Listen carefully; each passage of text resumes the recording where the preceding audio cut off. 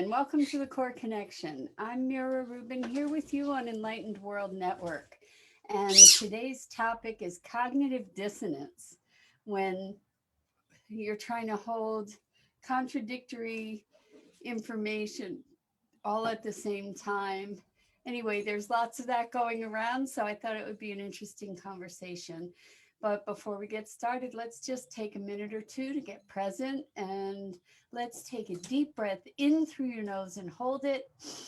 And imagine clean, crisp oxygen flooding your lungs, flowing into your bloodstream, nourishing every cell, every organ.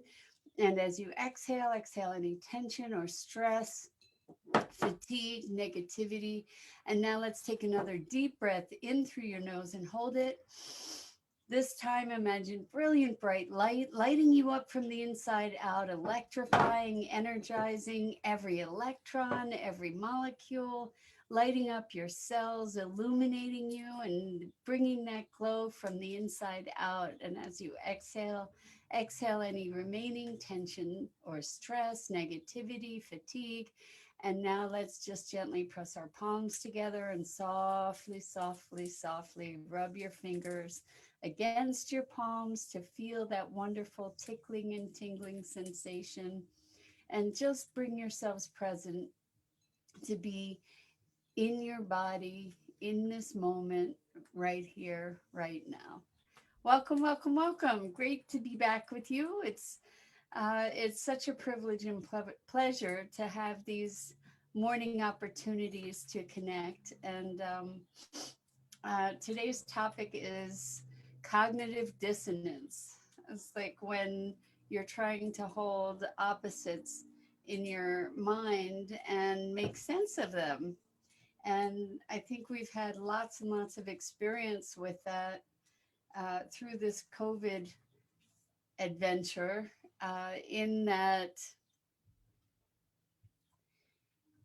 a friend was talking yesterday and talking about how bizarre it is to have, for instance, a stadium filled with 40,000 people in one state in the country, and in another state in the country to not even at the same time to not even be able to go into a restaurant. That the 40,000 people aren't wearing masks, and the restaurant isn't even allowing people inside. So, this is the kind of polarities that we hold with so many instances right now in our culture. So, another another example would be, um, let's see, boy, the climate change, right? So there's all kinds of evidence that humans have a deep influence on climate change, and that we can take action to actually reverse it. And then there's another whole school of thought that says climate change has nothing to do with human beings. It's a natural cycle. The truth may be both. It may be that there is a natural cycle of climate change, and humans have a profound impact on the climate. And I, for one, believe that we absolutely do have a profound impact, although we may not be the exclusive cause of climate change. But the question is, how do we navigate these polarities? In the beginning of COVID, we were told by Dr. Fauci that we shouldn't bother with masks, that it didn't make a difference. And then masks became the thing, the way that we were going to help protect ourselves. So when in the face of contradiction, how do we find our way? How do we navigate through through these crazy uh, serpentines of what's real and what's not real? And I think that this is a topic, the topic of what's real and what's not real, Good morning, Gia. Wonderful to have you here. I'm so glad to see you here. And good morning, Rosalind. Welcome, welcome. I hope you had a good birthday, Rosalind. So we're talking about cognitive dissonance when you're trying to hold two realities or two alternate perspectives at the same time. Good morning, Dennis. Welcome, welcome. So this idea of what's real and what's not real, it's something that I have wrestled with for the better part of my life, and what's true, what's not true. So we get to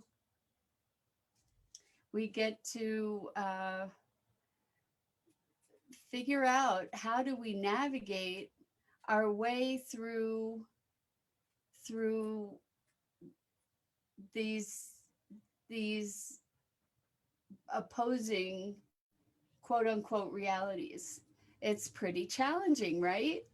And so how do you like when here's another kind of opposing reality. You have what we're hearing so much about, the 1%, right? These people that have more money than 99% of the rest of humanity, and at the same time that there are people that have uh, uncountable amounts of money. There are people that don't have enough to eat. And I don't know how to create balance there. I don't know how to reconcile these extremes or these oppositions or um, reflections. They're just, there are so many.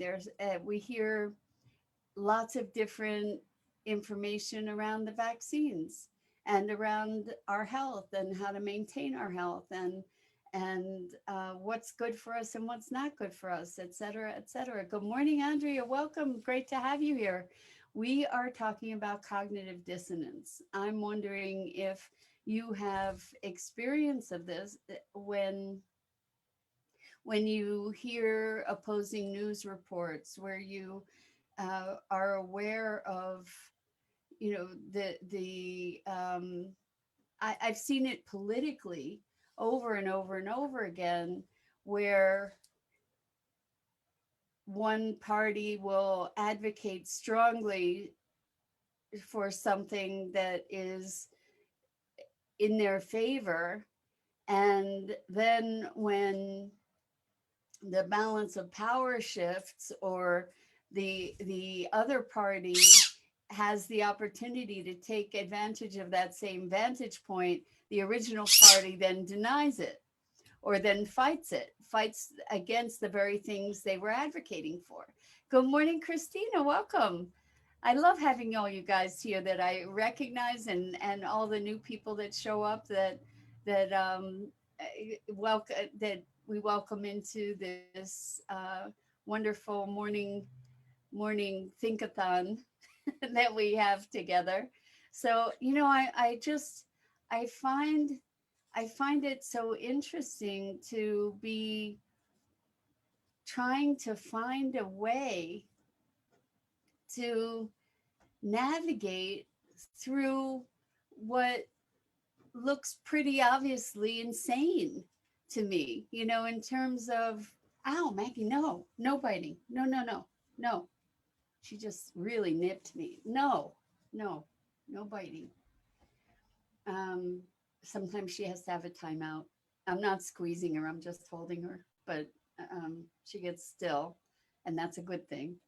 It sort of is a break in the behavior, and then we can just let her go and hope that she is chilled. Anyway, yeah, how do we navigate these crazy situations where two sides are like, this is pretty funny actually. When my brother was a kid, he got caught doing something red-handed, just caught red-handed doing something. And I'm like, I don't know if he had a cigarette or something like that. And he was standing there with the cigarette, and my father was like, you're not allowed to be smoking, and you're standing there holding a cigarette. And my brother says, I'm not holding a cigarette. And he insisted that he was not holding a cigarette or whatever, something like that, along that line. And it was just like, oh my gosh, how do you interact with that kind of crazy, right?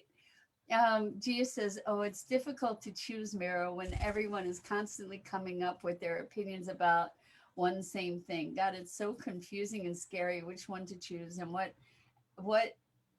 if it scares even more.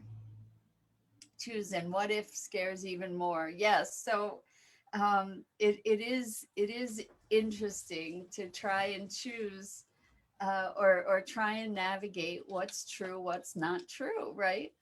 I mean, I have done a bunch of reading on the vaccines, and I have seen a lot of information that is contradictory, and I I don't take a stand on what's true and what's not true, but based on the information that I am able to glean, I make my best assessment for myself. I'm not advocating for other people, but what I do see is that there is all kinds of lobbying, so to speak, for different vantage points. And I see it not just with vaccines, but like the medical perspective on things, but I see it also in, it's really interesting in, how about in dietary approaches to things, all these ideas about what's supposed to be the best way to take care of ourselves. Some people are radically vegan, some people are radically meat eaters, some people are radically something else, and everybody's right. And these things just don't jive, because they are kind of opposites. And it's so fascinating to me. Um, it's so fascinating to me to see how we manage to navigate this crazy, crazy, crazy world. So Rosalind says, she's laughing at Maggie. Speaking of crazy situations, I avoid watching those commercials about suffering animals. It breaks my heart and hard to watch. How do we deal with that? Often it's easy to just look away. What other action can one do when the pattern is is habit? When the pattern is how to move through uncomfortableness. Yeah.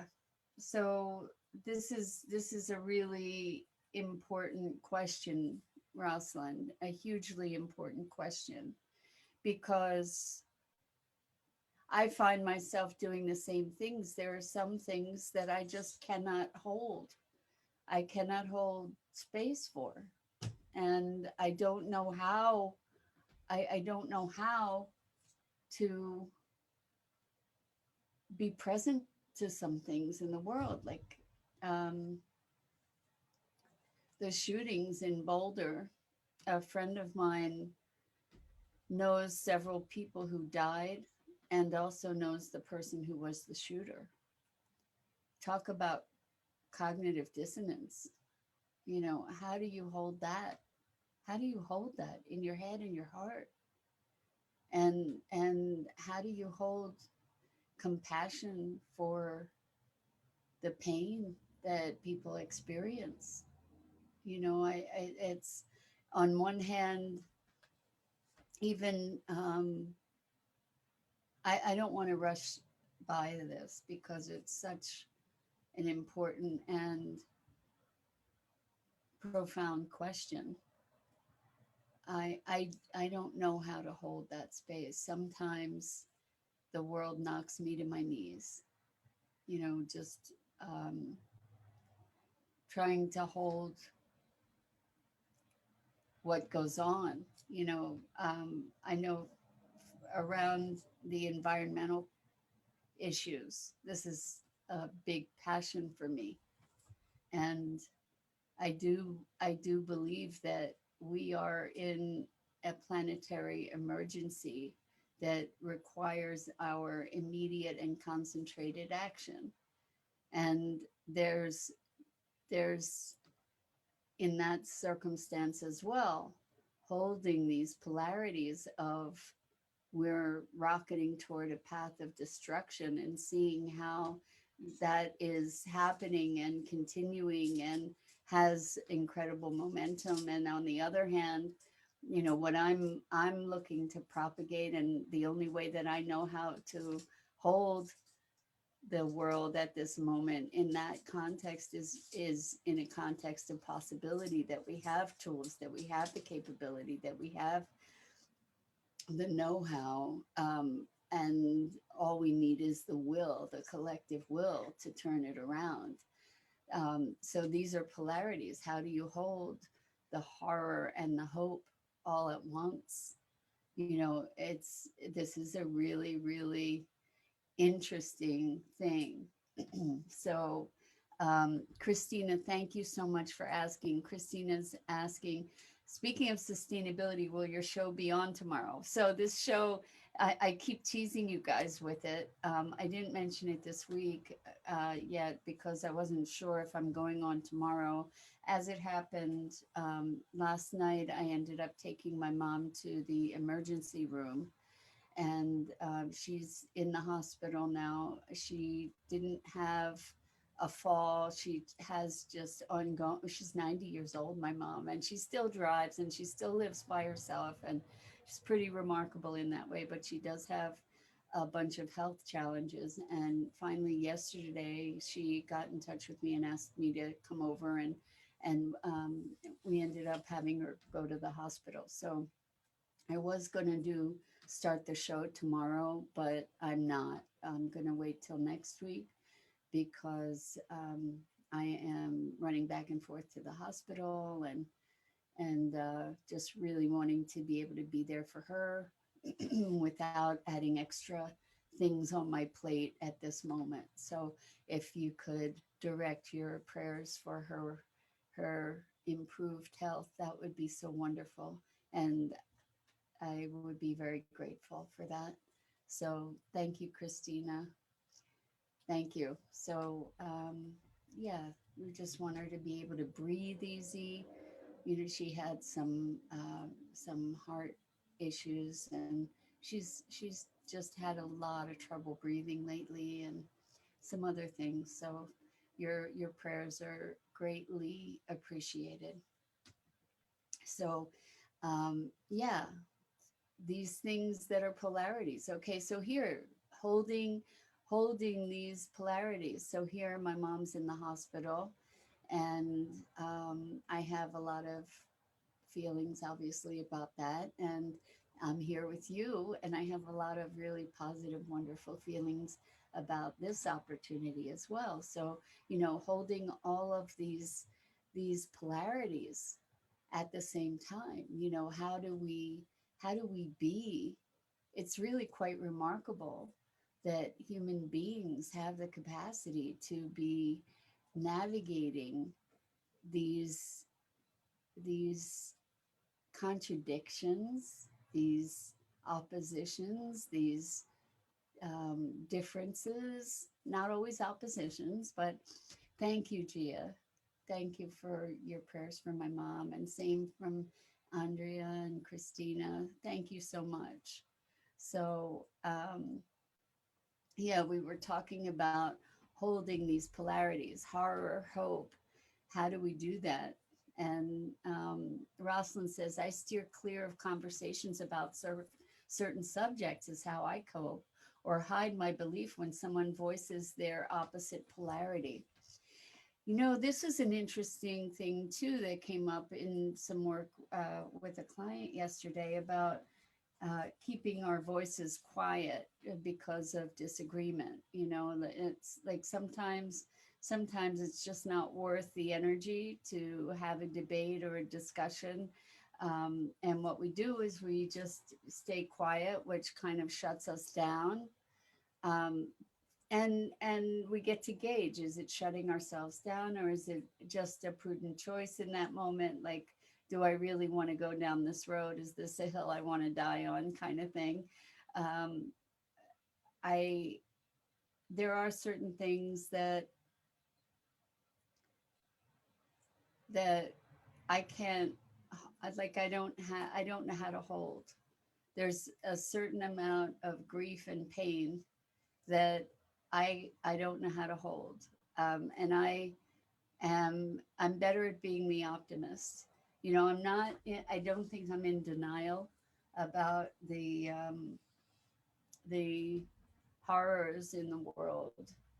And I choose to direct my focus elsewhere because that's where I have the greatest capacity to make a difference.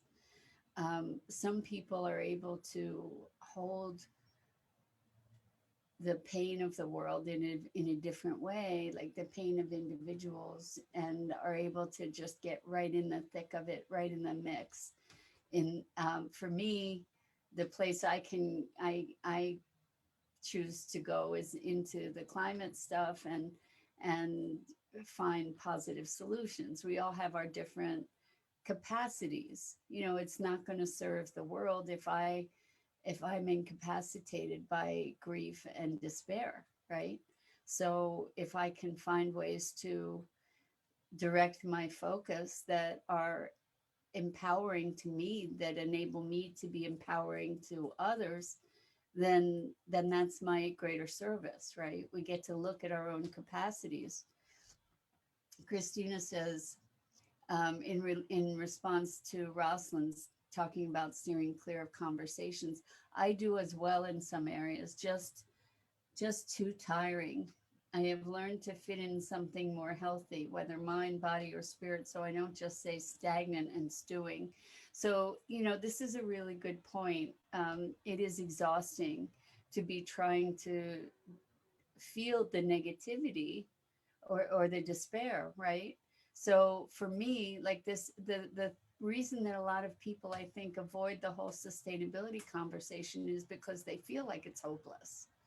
And so they'd rather just not look. I'm not going to pay attention to that. I'm going to ignore it. I'm going to pretend it doesn't exist.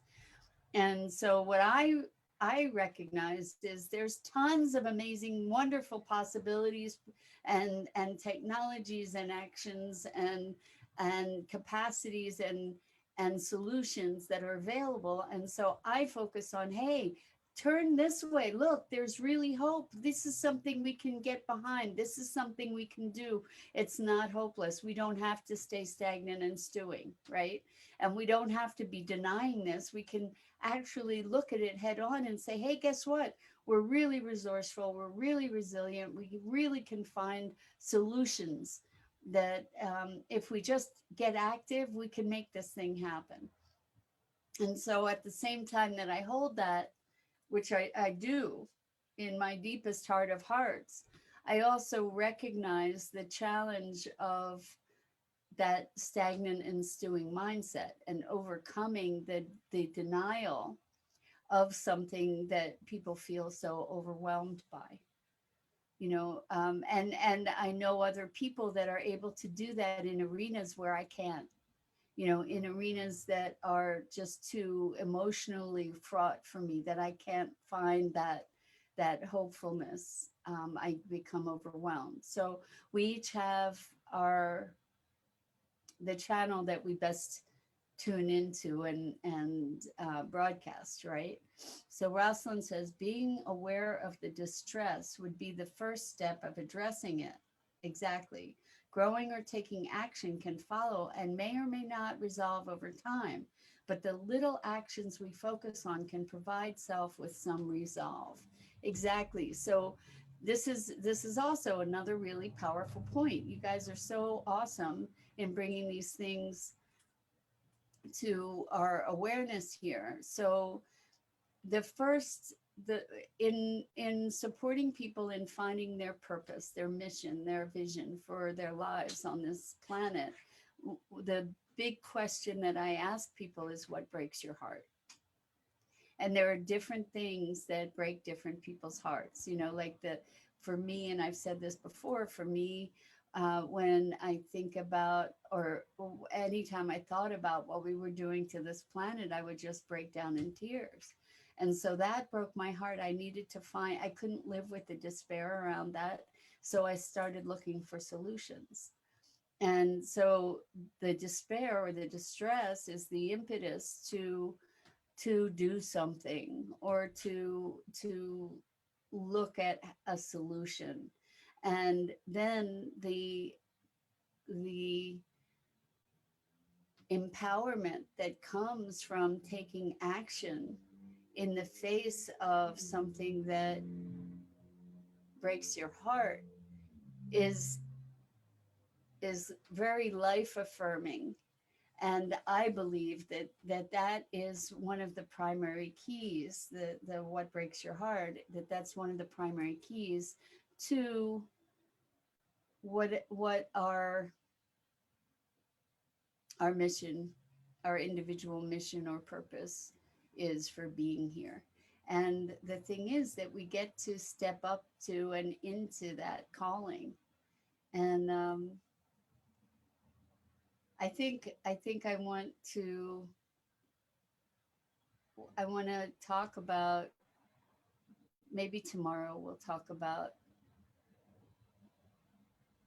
stepping up and into your calling, because I had this conversation with one of my clients who is an extraordinary human being doing remarkable things on this planet, and it's just an incredible heart, and having this epic kind of life. And I was talking to them about stepping up and into, like, creating this invocation for their purpose, that calls them into their highest expression. And this person, who is already so much of a force of good on this planet, said, I'm scared, like, what it is to step into that fullest expression. And I was overjoyed to hear this person who is already so much a force on this planet, to hear them say that. Because when you're scared, when your heart goes races at the thought of stepping up and into this purpose, that's what you came here for. So maybe we'll talk more about that tomorrow. And anyway, Rosalind, I agree with you. Every action, small or grand, toward addressing the things that break our heart, is something that gives us life. And Rosalind says, I like that question, the question of what breaks your heart. Yeah, yeah. It's really powerful question. And Rosalind goes on to say, when addressing someone's desire to find purpose in life, what breaks your heart? Yes, yes. Because when we look to resolve the things that break our heart, that gives us the deepest sense of purpose. When we can create something positive in the face of that, it's the most empowering thing I know. And Christina says, we are reading the 5-second rule from Mel Robbins in book club. I never heard of it. I'm going to start using it more with coming up solutions. 5, 4, 3, 2, 1, and literally take a step forward, or make a statement to move it forward. That sounds brilliant. So the 5-second rule, a 5-second rule to take action. I love it. And you know what? I want to acknowledge all of you guys, because from what you've shared, I know that you're all taking action toward the things in life that break your heart, to make a difference. And Christina is replying to Rosalind. Yes, that makes so much sense. And yeah, so mission, purpose. We started out with cognitive dissonance, and trying to make sense of all the things that just don't jive. That, it's like, what's real, what's not real, how do we do this? Gia says, even I follow Mel Robbins. Her 5 second rule is awesome. Beautiful, Gia. Well, now you guys are inspiring me to check this out. Anyway, um, I love that we came around to mission, passion, and purpose. And maybe we get to filter out some of that noise, some of that dissonance, right? And I think I'm going to call it a day today. So much love to you and so much gratitude for the time that we spend together. And I truly, deeply appreciate you. So I'm Mira Rubin. This is the Core Connection, and I go live each weekday morning on the Enlightened World Network Facebook page at 9 a.m. Eastern. And please, please do check out the Enlightened World Network community on the Enlightened World Network Facebook page, Enlightened World Living, and at One with the Earth. And oh, it's so. How about this? So Christina says the book club is Wednesdays at 1 at Soul Food Book Club on Enlightened World Network. Beautiful, beautiful. Thank you, Gia, and thank you all. So much love to you. Until next time. Looking forward to seeing you again.